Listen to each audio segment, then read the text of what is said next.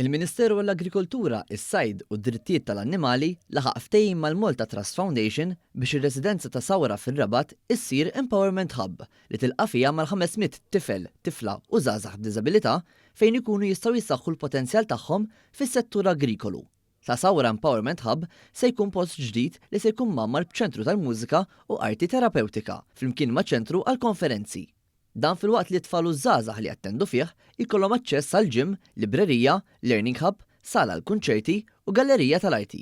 Iżjed minn hekk se jkun hemm ukoll intrapriżi soċjali li jespandu diversi oqsma, inkluż spazju fejn persuna tkun tista' tieħu kafè, tagħmel xogħol tal-fuħħar u tax-xema u anke ġnien taċ-ċitru biex jitgawda mit-tfal u żgħażagħ flimkien ma' qarabathom.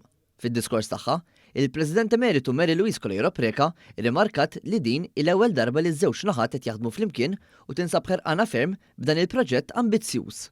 Dil-kollaborazzjoni mal-Ministeru tal-Agrikultura kemm hawnhekk f'dan l-ispazju kif ukoll fi spazji fuq barra fejn nixtiequ niżviluppaw dan il-kitchen garden, it-tfal ikollhom din l-opportunità li minn nies li jifhmu fl-agrikultura jiġu anke mħarġa naturalment skont ix-xewqa ta' dawn iż-żgħażagħ ħalli huma wkoll ikunu jistgħu jħarsu lejn il-potenzjal tagħhom li jistgħu jiżviluppaw f'xi ħaġa tanġibbli meta jikbru. Il-Ministru responsabbli Anton Refalo esprima l-entużjażmu tiegħu li jaħdem mal-Malta Trust Foundation għax il-viżjoni tagħha issimili għal dik tal-Gvern. Żejna ferħan ħafna illi firmajna dan l-MOU għal-Malta Trust Foundation għaliex hemmhekk ukoll is-settur tagħna qegħdin nagħtuh binari orizzonti ġodda, iktar u iktar li serin naħdbu spalla ma' spalla sabiex nagħtu għajnuna u kien nkunu solidali ma' persuni b'diżabilità u anke ma' żgħażagħ tagħna. Aħna bħala Ministeru nimpenjaw ruħna bis-serjetà sabiex nixprunaw u mmexxu l qudiem